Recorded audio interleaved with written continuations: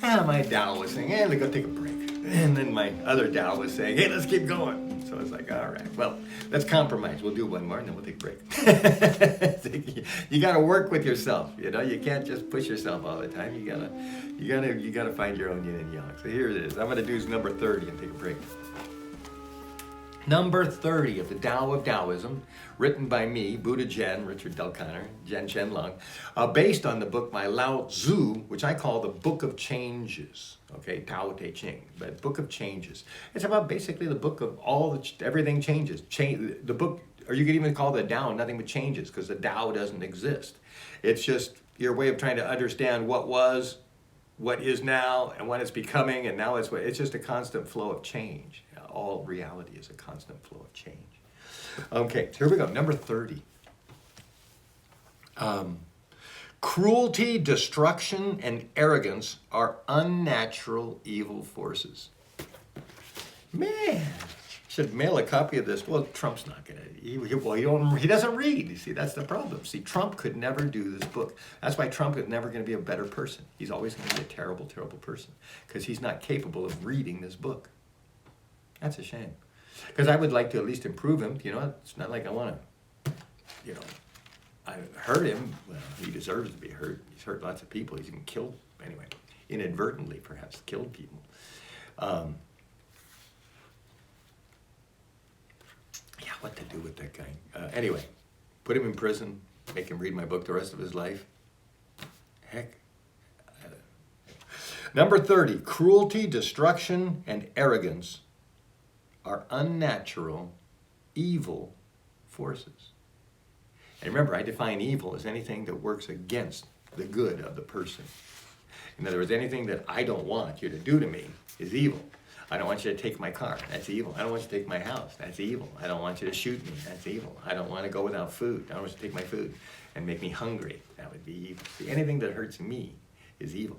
Now, anything that helps me is good. Hey, you're going to give me some more food, right? That's nice. That's a good thing to do. Going to give me some more money. Hey, that's a good thing. You're going to give me a better car. That's a good thing to do. Thank you. I could use it. So you see, all these things are good. So you can see the difference between good and evil. One helps the person and one hurts the person. So, do you enforce laws, rules, and punishments for disobeying those laws and rules you dislike? All right, let's read that again. I'll read it maybe twice more, make sure we get it right. Do you enforce laws, okay, so do you, like a parent, enforce laws, rules, and punishments for disobeying rules and laws you dislike? Like what about smoking pot? See, now what if a policeman smokes pot? Well, they test him so much he probably couldn't. But anyway, if he could, but he wanted to smoke pot, but he couldn't. But he's got to arrest other people and put them in handcuffs for doing it, even though it's something he wants to do. See, so he's enforcing a law that he dislikes. Okay. Do you believe that when a person breaks a law, they should pay the consequences? Should people suffer? Should you make them now atone for it? Okay. There's a whole bunch of answers to that, but I'm just looking for yours right now. I'm not sure if this is the place to go into all the psychology and everything and what's going on here. So let's just go through this, and I'll try to influence you as little as possible. Because if your seductive, evil qualities, you need to see them. You need to let them out. And so I don't mean to. You'll probably be hiding. Oh, I'm not going to say that. He's not going to. So don't write it for me. Write it for you. Write the truth in this book and then look at it. And then that's the only way you can get better. You can't hide from yourself. Well, you can. In fact, that's probably what you've been doing your whole life. Everybody who's looking at this is probably hidden from themselves to some extent. Me. I mean, I wasn't trying to. I was trying to be something I wasn't. I was trying to hide my artistic nature. I was trying to be a carpenter when I wanted to be a musician. So I was kind of hiding a little bit. So yeah, we all do it in our own way. But how do you, okay. Do you believe that a person who breaks a law should pay the consequences? Do you believe the rule, spare the rod and you'll spoil the child? Okay, do you believe in that rule, that it's correct? You spare the rod and you'll spoil the child. Do you believe that too much patience or affection will spoil the child? So in other words, if you don't punish them enough, they're not going to be good. And if you're too good to them, they're not going to turn out good. Okay? Spoil the child. Do you ever say spoil the child? You're spoiling him. Do you ever say that? You ever use the word spoil? in regards to other people. Have you ever said it? Okay. Can you kick or hurt a dog, cat, or other small animal when they misbehave? In other words, when they've done something bad, they peed on the floor, done something that really just makes you mad, and they've done it before. Do you kick them and punish them? Okay. Do you enjoy hunting animals? I guess enjoy. Now, I used to, I'm a hunter. Was a hunter. I mean, I'll always be a hunter. If I had to, I'd be a hunter now. But if I don't have to, and I don't really want to, I got other things more important. But anyway, as a hunter, do you enjoy hunting animals? Let me tell you, because you probably aren't a hunter. There aren't many hunters around the last 20 years. They've kind of like disappeared. Everybody's afraid of guns. Anyway, point being is, as a hunter, I don't enjoy killing animals, but I do enjoy hunting. So I don't care if I really even if I catch it, if I'm successful. I always enjoyed every hunting expedition I've been on, whether or not I bagged anything. Seriously, I've always enjoyed them equally. In fact, the ones where we did actually kill something were actually more problematic and had more stuff, and you gotta gut them and hang them and bleed them and drag them back in the snow. It's a lot of work actually killing an animal and bringing it back. So I wouldn't call that more fun. I wouldn't say I enjoyed that part. So I enjoy hunting, and maybe I enjoy hunting less when I'm unsuccessful. That's an interesting. Do you enjoy killing people? And then in parentheses, I put in games. I remember this one little kid I was talking to, and he was all proud of himself because he had 29,000 kills in 1 year. So in 1 year, he was proud that he had killed 29,000 individuals. Of course, they were supposed to all be bad, but they were still ranging from probably elves and fairies and dwarves and demons and humans and soldiers and whatever. 29,000 people killed because you were aiming at them, trying to kill them. 29,000 times you go, I want you to die, die. I want you to die, die. Even when I was hunting, I wasn't saying I really wanted you to die. It was kind of more like a contest of just trying to, anyway, you're just, okay, where are we? Explain, okay, so do you enjoy killing people in games? Low battery, sheesh, okay, I told you to take a break right after this one, here we go. Explain your viewpoint on guns. Hey, I keep mentioning this. So anyway, lay out yours. To say it to yourself. Just tell yourself what's your viewpoint on guns. They're all, say whatever you believe. Okay.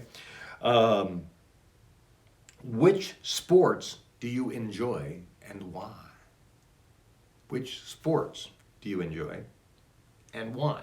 Everybody's got certain sports, but why not the other ones? Why this one over that? And think about it. Maybe you don't even know, but think about it. Why didn't you choose football instead of soccer? Or why didn't you choose badminton instead of tennis? Well, probably because you can't find badminton on TV. All right, here we go. What should be done with homeless persons? Ooh, I wrote this book, remember, back in the 80s, and maybe rewrote it in the 90s. The last rewrite was 10 years ago before I ever knew that I was going to be a homeless person. Although I had actually lived out of my van for a couple times during the 80s. I started my record company that way. I was a union carpenter working at the airport, the LAX, for over a year and a half or so, and I lived out of my car. I got the job and realized that it was like one of those like long haul jobs, and I was the steward, so I was going to be one of the last people fired on the job, which is kind of cool. Sometimes you're just hired in, you go for a couple of weeks, and you're gone. But in this case, I was the union steward, so that was a long-term job. So I would just work, go to my kung fu school, and then I'd go park at the beach and do my kung fu and play music in my car, or go to band rehearsal. Anyway, that was in the mid-80s. Where were we? Or yeah, maybe 82, 3, 4. But it was for the 84 Olympics, so it would have been 83, right before the Olympics, and maybe I was still working there. Maybe when it started, I'm not sure. Explain your viewpoint on. Okay. Explain your viewpoint on guns. Explain your viewpoint on gun laws. Okay, so you said guns. Now, tell me what you think on gun laws. I never thought this was going to be an issue. Remember, this is a long, long time ago. I wrote this before this became this hotbed thing. Explain your viewpoint on other weapons. Okay, so me, I'd bring up nunchucks. You guys don't even know what they are probably, but they had a big heyday because of Bruce Lee. He made nunchucks famous for like 10 years. Every criminal and every person in the world carried nunchucks. And that's why they had to make all these laws against nunchucks. It's because of Bruce Lee. If he wouldn't have made nunchucks famous, they would have never had to make laws that they were illegal. So that's the one thing he did. He made nunchucks famous. Now nunchucks are dead. Kung Fu's dead. Bruce Lee's dead. Okay. What are your favorite wars and why? What are your favorite wars and why? Remember, a lot of people just love World War II things. I've actually got a World War II book. As soon as I wrote it, I get all this advice. You've got to put World War II on there. There's all kinds of people. That's all they look for is World War II stories and World War this. I was like, wow, okay. So, but yeah, so a lot of people have favorite wars, and they just love to keep them alive in their minds, in their worlds, in their books, and their videos. And they, anyway. So why do you like those wars? Put the whole answer there. You might be surprised, or hopefully you might learn something about yourself. What are your favorite violent movies and why? Violent movies and why? See, first I have, boom, Desperado, one of the scene in the bar where his gun case opens real slowly and they can say, I'm just looking for the man named Bucho. Anyway, that scene and that movie, Desperado, I love it. Very, very violent, very ugly. So I'm just, I'm not trying to be the total, goody two-shoes. I'm just, I'll be honest. But I love that battle scene. That's one of my favorite. I just watched it. I found this on YouTube, and I saw it recently, a month ago or something. It's like, yeah, I had to play that scene. I just enjoyed it. And that's killing and terrible, sadistic, horrible things. Okay, where were we? Where are we? We're over here on this page. What are your favorite horror movies, books, or stories? So horror movies, books, and stories. Horror, what are your favorites, okay? And maybe, I don't know if the why even matters, because you wouldn't want to even say, I like this movie where they cut up people, because you don't want to try to come up with a reason. So don't try. Maybe, I don't know. But maybe if you could put out the influence, who got you to start looking at them or liking them? Look at maybe a few things like that, okay? If you were given a Dr. Jekyll and Mr. Hyde potion, remember you drink it and then you turn into your alter character. They used to call it the evil or whatever it is, that other ego, the animal ego or whatever. What monster would you become? So if you were this other monster as opposed to the civilized animal, Dr. Jekyll and Mr. Hyde. Dr. Jekyll, I guess, was the nice guy. Sounds like an ugly name. And then Mr. Hyde was the really evil. But anyway, what monster would you? Describe the evil you. What would be the evil you? And describe your car, clothes, status, and social image. I don't know, I was thinking of the evil one of you. But do it in both cases. Do your Dr. Jekyll images of you, how you dress, your car, clothes, and stamina.